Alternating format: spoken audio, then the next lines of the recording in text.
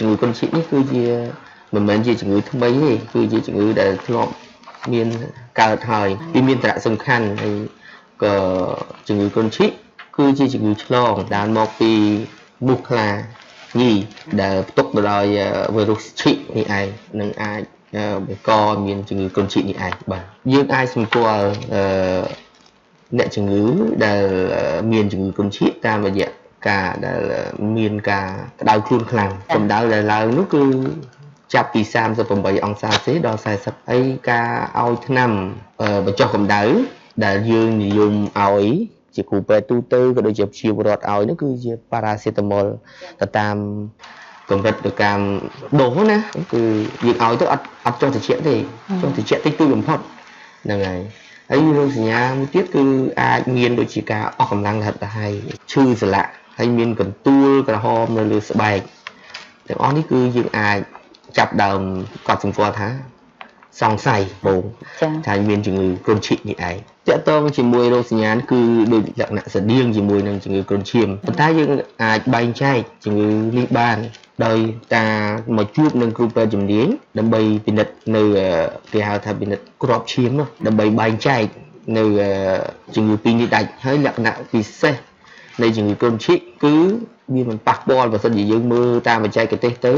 គ្រូពេទ្យជំនាញទៅគាត់អាចបញ្ជាក់បានដើម្បីបង្ការនៅការកើតមាននៅជំងឺកុនឈិនេះប្រជាពលរដ្ឋយើងទូទៅគួរតែស្វែងយល់ហើយពីការរស់នៅហូបស្អាតរស់នៅស្អាតហើយនឹងការបរិភោគទឹកនេះបាទអញ្ចឹងនៅក្នុងនោះគឺវិធានការយើងដឹងថាមូលហេតុគឺបណ្ដាលមូសខ្លាយើងអាចបំបត្តិចម្រោគរបស់វាតាមរយៈការលុបថ្លុកនៅជុំវិញផ្ទះអីអញ្ចឹងមកហើយផ្ទះទៅបានបើកពលឺឲ្យមានខ្យល់ចេញចូលគ្រប់គ្រាន់បាទគេងដាក់មុងបានទាំងថ្ងៃទាំងយប់អញ្ចឹងមកបាទហើយក្មេងឬក៏មនុស្សចាស់ដែលយើងទៅកន្លែងព្រៃទប់អីហ្នឹងគឺយើងត្រូវបានពាក់អាវការពារអីចឹងទៅឬមួយយើងកាប់ឆ្ការព្រៃហ្នឹងឲ្យឆ្លាស់ឲ្យទៅបាទ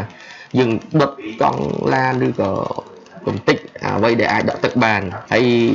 មកដល់បច្ចុប្បន្ននេះគឺតាក់ទងជាមួយនឹងការដុតមើលនេះយើងអាចប្រើថ្នាំមូសបា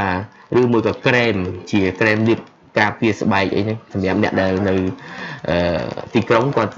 មិនថាទីក្រុងឬជនបទទេឥឡូវគាត់អាចយល់ដឹងច្រើនសំខាន់បំផុតដែលតាក់ទងជាមួយនេះគឺ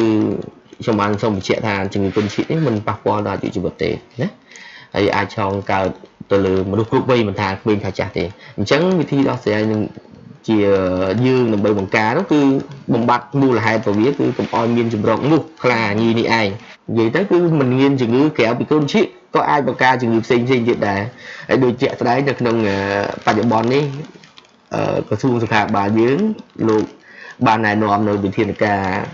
ការពារណាអញ្ចឹងវិធានការអស់នោះវាស្របគ្នានឹងឯងតកតងនឹងអ្វីដែលលើកឡើងនេះគឺការរស់នៅស្អាតហូបស្អាតហើយនឹង